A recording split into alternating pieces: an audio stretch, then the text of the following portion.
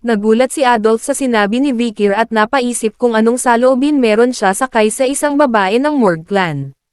Sabi naman ni Hugo na walang silbi ang pangalan at titulo sa Baskerville family. Si Adolf Morg ay isa sa pinakamalakas na 6 na Circle Master sa loob ng kilalang Mage Clan.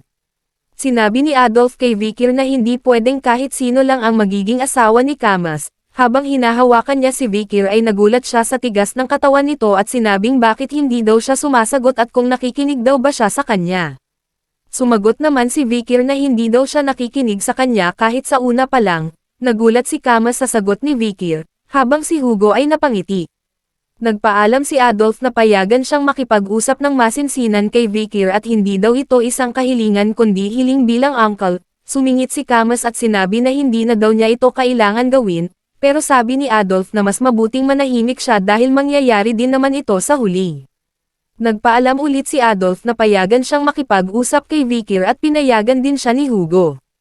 Pumunta sila sa labas at tetest daw niya ang kakayahan ni Vikir at ipakita niya daw ang lahat ng kanyang lakas. Sa isip ni Vikir na kung ipapakita niya ang kanyang lakas ay baka mahimatay siya, binigyan niya ng partida si Vikir. Lalabanan niya daw si Vikir na may laman na tubig ang palayok sa kanyang ulo kapag daw pam-attack ng kahit konti ang tubig ay panalo na daw siya. Nagsimula na ang laban at agad sumugod si Vikir pero agad naman naglagay ng shield si Adolf at ngayon siya na daw ang aatake. Nagalit si Camas kay Adolf dahil madaya daw siya. Sabi naman ni Adolf kung saan daw ba siyang panig at hindi niya daw patatawarin si Vikir. Ito daw pala ang kakayahan ni Adolf, ang katotohanan na siya ay 8 taon lamang, at ang katotohanan na meron siyang knowledge sa dati niyang buhay kapag nagawa daw niya ito ng tama ay makakaya niyang ibaba ang depensa ni Adolf. Sumugod ulit si Vikir pero hindi pa rin siya makalapit. Sabi ni Adolf na kahit anong gawin daw niya ay hindi mababasag ng kanyang sword ang shield niya. Ngunit patuloy pa rin ang atake ni Vikir hanggang sa malapit na itong mawasak. Nagulat si Adolf dahil inaatake niya ang parehas na pwesto ng walang mali, pero hindi pa rin daw ito sapat dahil parang pinukpok mo lang ang ulo mo sa pader. Mabuti daw na mag-focus sa isang pwesto ngunit ito daw ay depende sa kalaban mo, siya daw ay may talent, pero mahina daw siya para suportahan ang kanyang pamangkin. Maya-maya ay nagulat siya dahil may tumutulo na tubig sa kanyang ulo at ito ay dahil sa isang piraso ng sword na tumusok sa palayok niya. Namangha si Camas sa ginawa ni Vikir at dahil siya daw ay nanalo ay matutuloy daw ang kasal. Nagulat naman si Hugo kay Vikir at di niya inaasahan na nagpapalaki siya ng mas malakas na hound. 7 taon ang nakalipas, sa training ground ng Baskerville ay nandoon ang mga young master na nagsasanay. Isang shadow hound ang nagtuturo sa kanila. Natapos na ang kanilang pagsasanay at lahat sila ay isa ng ganap na low-rank sword experts at master ng unang Baskerville technique. At ngayon ay tatapusin na nila ang 7 taon na pagsasanay. Ang bear daw na pinatay nila ay magkaiba kaysa sa bear ng Lenoir Mountain na kahit daw siya ay hindi niya kayang patayin. Graduate na ang mga young master at nag-uusap-usap sila kung anong night order ang kanilang sasalihan. Sa loob ng Baskerville family ay meron 7 night orders, bawat isa ay may kanya-kanyang layunin tulad ng watching, searching, guarding, assassinating, suppressing, all-out warfare at iba pa. Habang nag-uusap ang dalawang young master ay napaisip kung saan sasali si Vikir. Si Vikir daw ay isa ng high-rank sword expert at nasa 3 Baskerville technique, na ibig sabihin ay kasing level niya na ang Shadow Hounds. Pero ang kasalukuyang tinatagong lakas ni Vikir ay Graduator Intermediate rank at nasa 5 Baskerville technique, kumpara sa dati niyang buhay ay umangat lang siya ng isa mula sa Graduator low rank, pero kung swordsmanship ang pag-uusapan ay nalagpasan niya na ito, ngunit mabagal pa rin daw ang kanyang paglakas. Tinawag siya ni Butler at sinabing hinahanap daw siya ni Hugo dahil napagdesisyon na daw ang kanyang takdang aralin. Sa dati niyang buhay ay isa siyang junior knight ng Pitbull Order at pinadala sa kabundukan ng Lenoir at ang walang tigil na pagharap sa kamatayan ng 21 buwan. Kinamusta ni Vikir si Hugo at tinanong kung ano ang nangyari sa ilong niya. Habang sinasakop daw nila ang mga barbarian sa bundok ng Lenoir ay tinamaan siya ng isa sa mga archer, ngunit nabigyan niya din ito ng peklat sa mukha. Ang mga bata sa Baskerville ay nahahati sa 2 panig kapag sila ay 15 gulang na ay hahatiin sila sa elite at expendable. Habang ang expendables ay namamatay sa labanan, ang elite naman ay nag-aaral tungkol sa politika at administration. Ang ika-5 teknik ay nag-exist para makahabol ang mga elite sa mga expendable, at walang paraan na papayagan siya ni Hugo na isang illegitimate na anak ang kumuha ng kurso ng elite. Sinabihan siya ni Hugo na bakit hindi niya subukan ang lower house ng parliament. Ito ay isang regional administration na nagpapatupad ng batas pati na rin ang pagpapalago sa mga negosyo. Sa madaling salita ay minamanage nito ang maliliit at malalaking bagay ng angkan, hindi siya makapaniwala dahil isang illegitimate na anak ang hinayaan na kunin ang kurso ng elite. Ang posisyon na bibigay sa kanya ay isang deputy council ng Underdog City, tinanggap ito ni Vikir at binanggit ang reward na ipinangako niya sa kanya, sinabi ni Vikir na kung pwede niya ba daw itong gamitin ng isang beses, pinayagan siya ni Hugo na gamitin ito at sana daw ay wala siyang gawin na kagaguhan. Sabi ni Butler ay pinapahalagahan daw siya ng husto ni Hugo. Si Vikir ay hindi interesado sa nangyayari ngayon, hindi pa rin nawawala ang mga alaala na nangyari sa kanya sa dati niyang buhay. Natatandaan pa din niya ang pakiramdam habang gumugulong ang kanyang ulo sa guillotine, ipaparamdam niya daw ito kay Hugo. Sa Baskerville Territory Underdog, isang matanda ang nag-utos na linisin ang lugar na ito dahil ang bagong deputy council ay paparating na. Habang sila ay naglilinis may isang batang pumasok at sinabihan nila na hindi daw ito lugar na pwede mong pasukan ng basta-basta, nagulat sila dahil ito pala ang bagong deputy council. Inutusan sila ni Vikir na maghanda ng mga babae at mga inumin dahil magpapa-party daw siya, habang sila ay nagkakasiyahan. Ang General Secretary ng Underdog na si Chihuahua ay masama ang loob dahil walang hiya na tao ang na-assign sa trabaho na ito.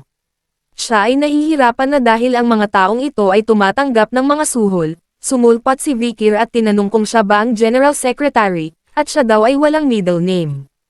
Kapag ikaw ay walang middle name ay nangangahulugan na mula ka sa labas ng pamilya ibig sabihin ay hindi ka blood-related ng Baskerville.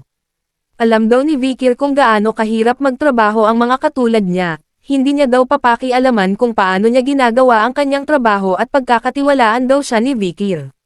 Tinagulat ni Chihuahua ang sinabi ni Vikir at nagtaka kung ito ba ay isang bagong harassment, at napaisip kung bakit siya nagpa-party.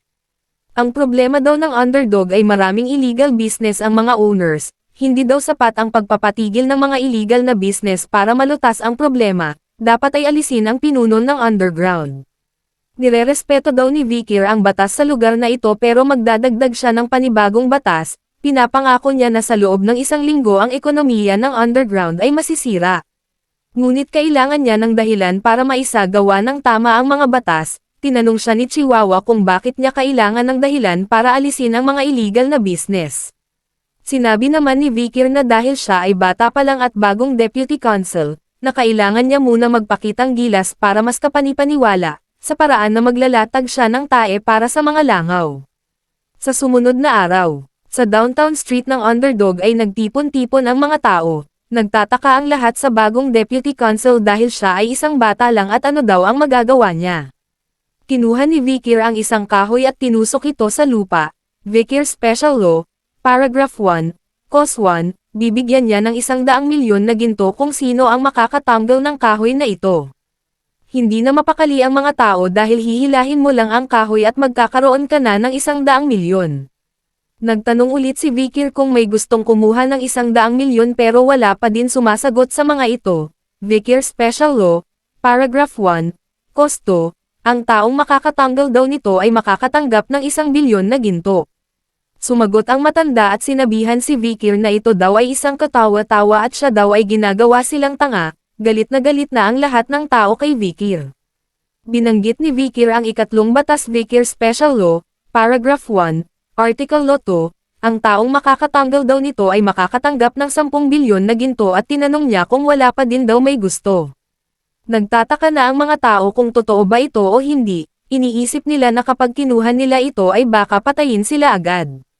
Sa pag-aantay ni Vikir ay may isang bata ang nagtaas ng kamay at gusto niya daw itong subukan, sinabihan ng matanda ang bata na wag daw siya makisali dito dahil baka siya ay mamatay lang, pero wala daw siyang magagawa dahil ang kanyang ina ay may sakit. Sinabihan ni Vikir ang bata na hugatin niya ito, at nahugot ito ng walang kahirap-hirap, nagtaka ang mga tao kung ano ang susunod na mangyayari. Natakot ang bata dahil baka siya ay patayin pero nagulat siya nang binigay ni Vikir ang 10 bilyon na ginto at dahil malaking halaga daw ito ay bibigyan siya ni Vikir ng bantay para protektahan ito. Sinabi ni Vikir na ito daw ay batas at dapat lagi itong masunod. Nagulat ang lahat sa mga nangyari at sa simpleng logic ay naantig ang mga puso ng mamamayan, na kapag sumunod ka sa batas ay bibigyan ka ng gantimpala, pero kapag nilabag mo ito ay bibigyan ka ng parusa. Nabawasan ang mga lumalabag sa batas at ang mga krimen ay nahati. Sabi ni Chihuahua ay ngayon lang daw siya namangha sa loob ng 20 taon sa pagtatrabaho dito. Sinabi ni Vikir na hindi mo mapapasunod ang mga tao kung minamaliit lang nila ang batas at hindi ito pinagkakatiwalaan, paglilingkuran daw siya ni Chihuahua hanggang sa dulo ng buhay niya. Ngayon na ginamit na nila ang 1 bilyon bilang gantimpala ay kailangan nila gumawa ng paraan para mabawi ito. Tinuro ni Vikir ang mga lokasyon ng mga illegal group at kukumpiskahin ang mga pera nito. Isang tauhan ang nag-report na ang Village Hall Youth Autonomy Association ay humiling ng isang meeting. Ang Village Hall Youth Autonomy Association ay binubuo ng Blanc Clan, Fire Clan, Luvi Clan, Channel Clan, Ferragamo Clan, Hermes Clan, at ang Prador Clan. Ito ay isang organisasyon na itinatag ng ikalawa at ikatlong henerasyon ng 7 native families ng Baskerville. At ang mga young master nito ay may gustong sabihin tungkol sa Vikir Special Law. Sabi ni Vikir ay nagsimula na maamoy ng mga langaw ang mga tae at sisimulan na daw niya alisin ang mga ito. Luxury Hotel Club, sa pinakadulo nito ay may VIP na kwarto na umaabot sa 10 milyon na ginto kada 6 na oras. Sa loob nito ay may party na nagaganap, ang mga kasali dito ay ang 7 bata ng native clan ng Baskerville. Habang nagkakasiyahan sila ay pinag-uusapan nila ang paglago ng slave trading at ang panghuhuli ng barbarian slave ay nagiging maayos. At ito ay pasasalamat sa Baskerville dahil ito ay nakafocus lang sa pagpapalago ng territory, sa katotohanan na ang Baskerville daw ay kanilang mga hunting dogs lamang. Ang Baskerville daw ay mga baliw na obsessed sa swords, ang nangyari sa Mesa Madrano na na-set up nila ay pinagpapatay ng mga Baskerville. Ito ay ang pinaka-loyal sa 8 clan, pero ngayon ay naging 7 na lang ito. Pinag-usapan nila ang bagong deputy consul na isang illegitimate na anak, at kapag dumating daw ito ay pagtitripan nila si Vikir at ipapakita nila sa kanya ang kanilang dominasyon. Habang sila ay nagsasaya ay may dumating na bata, pinagsabihan ito ng tauhan dahil ang lakas daw ng loob nito para pumasok, maya-maya ay nagulat ang lahat dahil nabali ang braso nito. Nalaman nila na siya pala ay si Vikir na bagong deputy consul, hinampas ni Vikir ang lamesa at ang mga inumin na nakapatong dito ay nawasak. Nagulat sila dahil winasak niya ang mga inumin sa pamamagitan lamang ng paghawak dito na ibig sabihin ay isa siyang graduator. Nagsalita ang isa na sila daw ang magbabayad ng mga alak, pero sabi ni Vikir na dapat lang na sila ang magbayad ng iinuman nila, sila daw ay nagbabalak na siya ang pagbayarin nito. Hindi daw nila ito gagawin sa miyembro ng Baskerville family at gusto lang daw nilang itest ang bagong deputy consul. Dinibdiban ni Vikir ang isa at sinabi na ang master daw ay pwedeng itest ang mga aso niya hanggat gusto niya, pero ang mga aso ay bawal itest ang master nila kahit saang sitwasyon. Sila daw ay walang takot dahil meron silang pera at kapangyarihan, at dahil hindi pa daw sila nakakakita ng totoong takot. Tinanong sila ni Vikir kung bakit humantong sa ganto ang isa nilang kasama, kapag hindi daw nila nasagot ay mararanasan din nila ito. Binanggit ni Vikir ang mga krimen nito tulad ng kidnapping, at illegal slave trafficking, sila daw ay gumagawa ng maraming masasamang krimen. At oras na daw ito para parusahan ang hayop na walang mga takot. Kinulong ni Vikir ang mga ito. Ang isa sa kanila ay binyantaan si Vikir na kapag siya daw ay nakalabas ay papatayin niya ito. Sabi ni Chihuahua ay masyado niyang binugbog ang mga ito, pero sabi ni Vikir ay wag siyang mag-alala dahil hindi pa daw siya nagsisimula. Kapag lumitaw na daw ang araw ay papatayin niya lahat sila, at lilinisin niya lahat ng konektado sa kanila.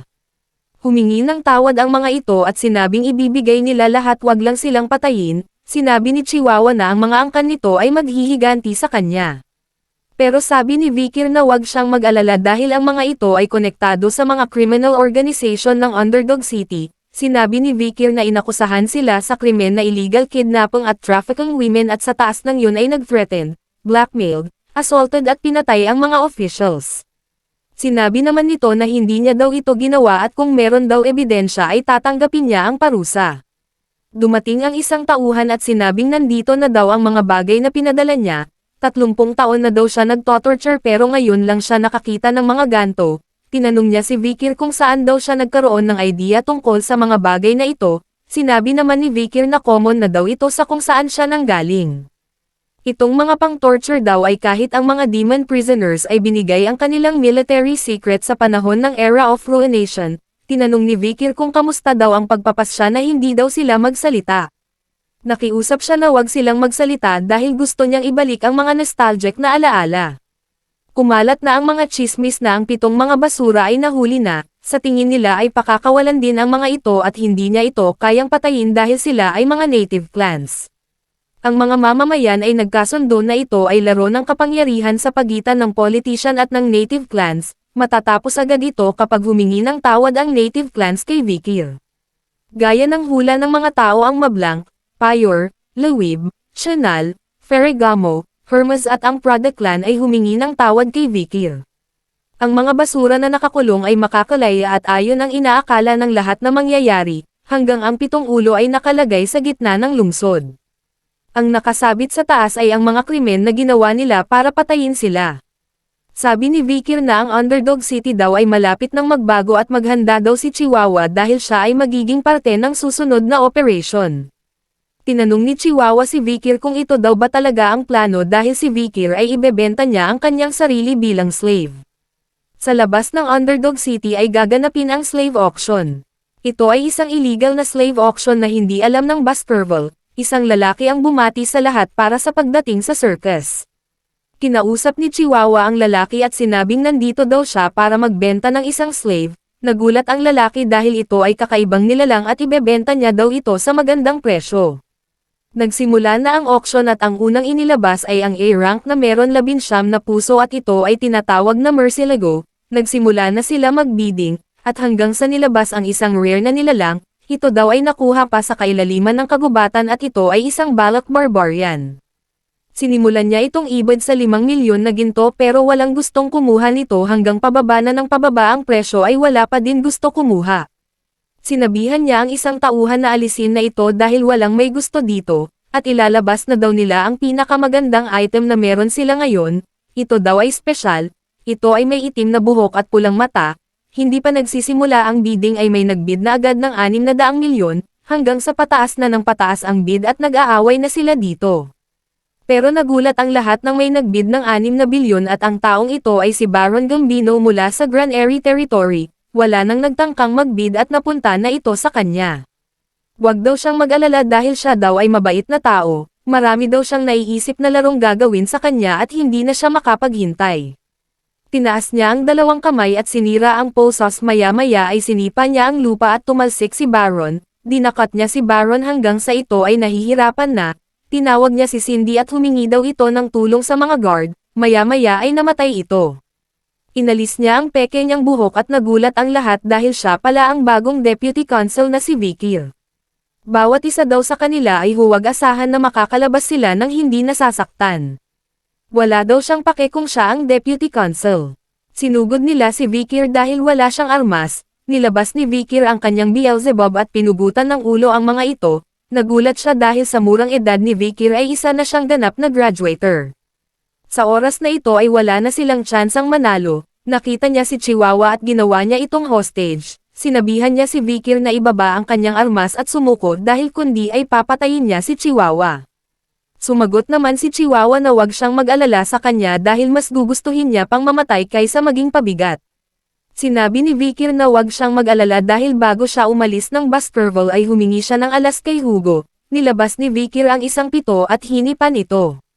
Tinakpan nila ang kanilang tenga dahil sa ingay nito, nagulat siya dahil wala naman nangyari at panakat niya lang daw ito, maya-maya ay may biglang tumusok na lang sa kanyang leeg at ito ang kinamatay niya. Nagulat ang lahat sa nakita nila dahil ang simbol ng mga suot nito na may ngipin sa dibdib ay ang pinaka-brutal na Night Order ng Empire, o mas kilala bilang Annihilation Experts at ang mga level nito ay nasa graduators. Ito ay ang Baskerville Clan Pitbull Night Order. Lumapit kay Cindy ang isang knight at papatayin na siya nito, pero lumapit si Vikir at sinabing iwan ang isang ito. Inutusan ito ni Vikir na patayin ang lahat at ang mga susuko ay wag patayin, pero kapag gumalaw daw sila ng kahit konti ay patayin agad ito. Si Hugo daw ay sensitibo sa military power at mabuti daw ay nagawa niyang kunin ang pitbull nang walang problema. Habang pinagpapatay nila ang mga tao ay may isang nakadapa, sinabi nito na susuko na daw siya at ilagay na ang posos sa kamay niya, pero sabi ng isang knight ay hindi daw sila nagdadala ng mga posos at agad nitong pinutol ang dalawa niyang binti. Lumapit kay Vikir ang uncle niya na si Boston Terrier at tinanong kung ano daw pakiramdam gamitin ang Pitbull Knights. Sabi naman ni Vikir ay nasiyahan daw siyang gamitin ito. Sa isip ni Boston Terrier ay ito daw pala ang dahilan kung bakit interesado sa kanya si Hugo dahil sa edad na 15 ay agad na siyang mabagsik at mabangis. Inalok niya si Vikir na pumunta sa Pitbull Knights at papalakihin niya daw siya ng mabuti. Sabi naman ni Vikir ay pag-iisipan niya daw ito at aalis na siya dahil may importante pa siyang gagawin. Sa loob ng storeroom ay nakita niya kung saan nila nilalagay ang mga pera at lahat daw ito ay ibibigay sa City Hall, ngunit iba daw ang pinunta niya sa loob ng storeroom. Nakita niya ang isang babaeng barbarian na sugatan at binigyan niya ito ng potion. Maya-maya ay gumaling na ito at nagulat siya nang nakita niya si Vikir. Pinaalis ito ni Vikir gamit ang lengguwahe ng mga barbarians, dahil marami siyang nakalaban na barbarians ay nagawa niyang aralin ang ibang salita nito. Umalis na ang babae at nakita na ni Vikir ang hinahanap niya, ito ay ang bangkay ng Mercilego. Nilabas na niya ang Beelzebub at pinasipsap niya na ito dito, kainin niya daw ito ng mabilis dahil ang Pitbull Night Order ay paparating na. Kumalat agad ang chismis na ang bagong Deputy Consul ay nalinis na ang mga criminal organization at ang mga nobles na pumunta sa illegal slave auction ay pinadala sa kulungan ng underdog habang ang kanilang mga binti ay putol. At sa araw na iyon ang mga club ay sinunog at ang mga ulo ng VVIP ay nilagay sa gitna ng lungsod. Ang 7 native clans na nawalan ng anak ay nagpadala ng protesta sa consulate. Pero para sa mga krimen na ginawa nila ay kamatayan lang ang nag-aantay. Pagkatapos ay natapos na ang protesta ng 7 clan at ang mga mayayabang na mga leader ng clan ay personal na dumating sa consulate at yumuko ang mga ulo at humingi ng tawad sa taong pumatay sa kanilang mga anak. Pero simple lang ang naging sagot ni Vikir, silang 7 clan ay nilabag ang Baskerville Autonomy Law at ang kanilang ari-arian ay kukunin at para pagbayaran ang kanilang mga krimen ay lahat ng miyembro ng kanilang pamilya ay papatayin. Pagkatapos nito ay ang mga posisyon sa government at ang mga kaugnay na trabaho ay kinakailangan ng mga tauhan, at kaya bumaba rin ang unemployment rate ng Underdog City. Kasama ang mga buwis na kinuha sa illegal at dahil doon ay natiyak ang kapakanan ng Underdog City, at ang approval rate ng mga tao kay Vikir ay paangat ng paangat araw-araw. Dinalhan ni Chihuahua si Vikir ng kape bilang pasasalamat sa kanya, pinakita ni Vikir ang pag-training niya sa pagsusulat at nagulat si Chihuahua dahil hindi pa ganon katagal bago siya matuto pero maganda na agad ang kinalabasan nito. Hindi siya makapaniwala kay Vikir dahil sa paggawa niya ng batas at sa bagay na natutunan niya pa lang. Kung si Vikir daw ay patuloy na mananatili dito ay mas mapapaunlad nila ang Underdog City.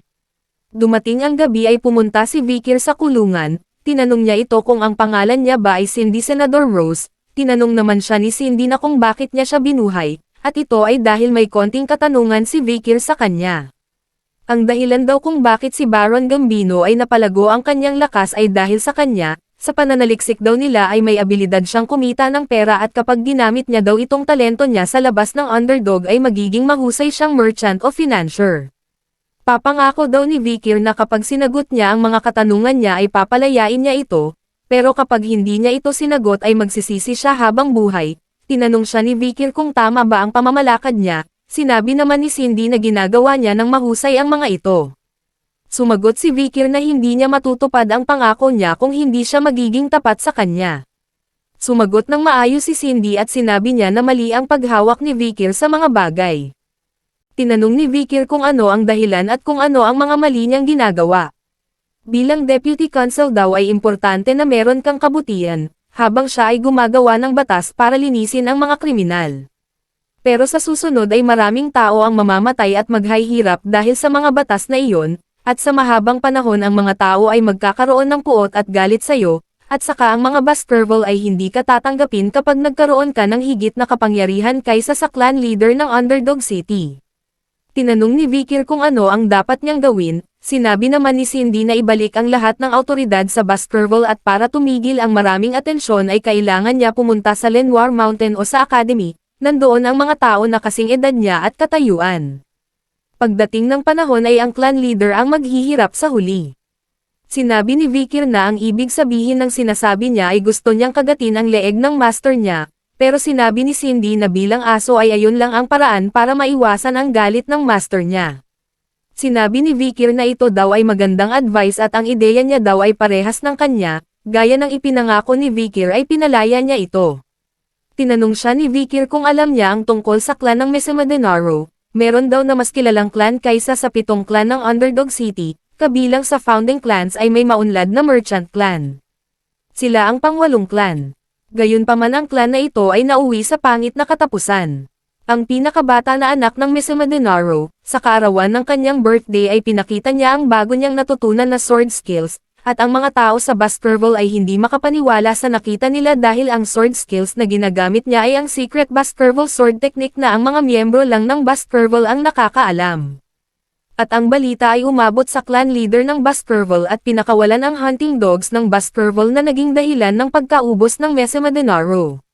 Ngunit may tao sa likod ng pangyayari na ito, at yun ang Young Demons ng 7 clans, ninakaw nila ang sword technique ng Baskerville at pinayagan nilang gamitin ito ng pinakabata na anak ng Mesamadenaro. Tinanong ni Cindy kung ano daw ang kinalaman ng kwento na ito sa kanya, sinabi ni Vikir na meron daw nakaligtas sa pagmassacre ng Mesamadenaro.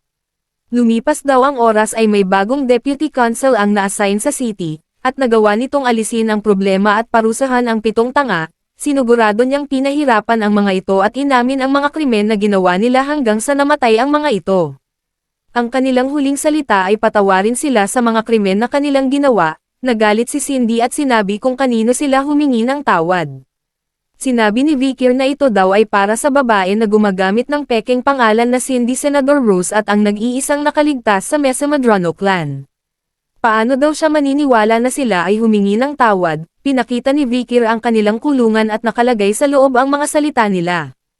Kahit na sila ay namatay ng nahihirapan ay ang paghihiganti ng Mesamadenaro clan ay hindi pa natatapos dahil may isa pa silang clan na haharapin, ang Baskerville.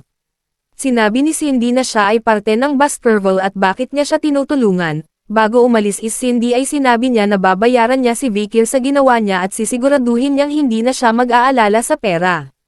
Pumasok si Chihuahua sa kwarto ni Vikir at nagulat siya dahil nakita niya ang mga bangkay dito. Sinabi ni Vikir na pinatay niya ito habang siya ay natutulog, ang daming abala daw ang mga nangyayari sa kanya.